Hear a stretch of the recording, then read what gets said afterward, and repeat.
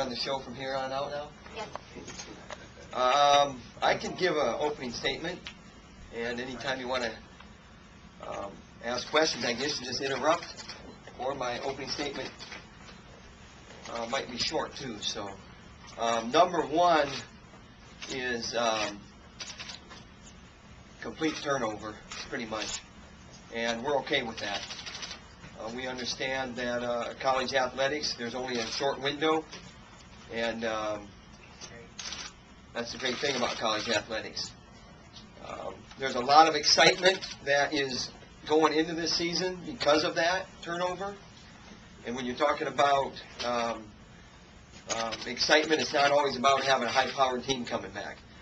And actually, the fans are almost contrary to that. They want to see the new guys on the mat, so to speak. And, I could throw a bunch of names out there. St. John, Gamble, Carew, Lofthouses, Ramos, Telford, Evans, Jeva, heavyweight, plate raising, George Johnson. I can throw all those names out there. And that's more than 9 names, because we got 9 weights to fill, besides McDonough. But it shows our depth, and it shows the excitement of having new guys in, but it also shows a problem where if you want to be an expert and make predictions, there's a lot of unknowns there, and there's a lot of unproven aspects of this team. But as a coach, when you're leading the program, you are disciplined enough to coach with the fact in mind that there may be pitfalls and weaknesses, and we're going to address them now in the past, meaning weeks ago, up through now into the early season, to stay ahead of the curve. We like our guys. They know how to wrestle. And not making a prediction, but the unknown is the toughness factor when it's time to get tough. And that's a big part of wrestling, especially in this program, where you make your living being tough. So that would be my opening statement. Coach, what are some things you like about Tony Ramos? I like his competitiveness. He's stingy. He's getting better. He's a wrestler. And what I mean by that is he's a student of the sport. He's a gym rat or a mat rat, and he's been one his whole life.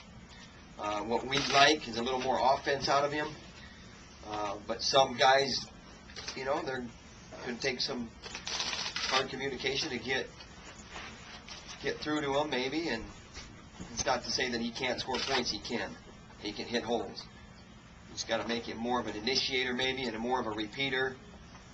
And he's doing that. He's getting better. So he struggled early, maybe, that first semester, and had a real good second semester academically. And he's on track now in all areas of his life. He had a growing curve that he had to go through, and he learned the lesson quickly. And didn't like the lesson that he had to learn. And since, a year ago, he's been top-notch in everything. How much with so many young guys on this team, can they take away from what McDonough did last year, that you don't have to wait until you're a senior or second or third year in the lineup that goes without saying, because you're talking about McDonough, and we want 9 guys to be like McDonough, and that's not the case. It's not a cookie-cutter program that way, where that's how we're going to make our living. We're going to make our living with individuals maybe doing some of the same type of damage that McDonough did, but also, going about it like McDonough did too. And so what you're saying, there's a lot of correlation there, but there's also a lot of individuality where it's going to look different maybe. McDonough lost 1 match, and that was in the Big Ten Finals, and that's pretty remarkable when you look back on it, but as the process went forward, it wasn't remarkable. So I'm kind of contradicting myself maybe, and you're maybe not following me, but the bottom line is with McDonough is that he did what he did.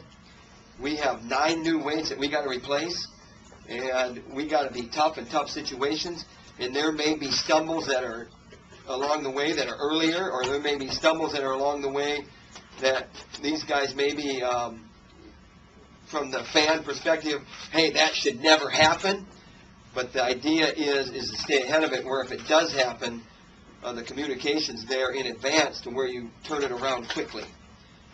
And I see a lot of puzzled faces. I've said this twice now. I just said it there, and I also said it that you coach with the discipline in mind, in the mindset as a coach, to coach to the weaknesses earlier, so the weaknesses aren't as what I would say pronounced or emphasized or come out as glaring, so to speak. And I see puzzled looks there, but that's basically what it comes down to. Do you feel disrespected by the preseason rankings? No, I mean, it's a lot of it's math. I mean, add it up. They got a lot of our young guys ranked 15, 16, 17. You don't score any points for 15, 16, 17. So, they're not going to throw our ranking up there. Their job, meaning our guys' job, and our job is to make sure that those guys are in point-scoring capacity, and point-scoring capacity at the highest level. That means they're wrestling for championships. And that's what it's always been about here. That's how I was coached, and that's what it's about. It's about that standard that you're wrestling for championships at your weight class. And everything else will take care of itself.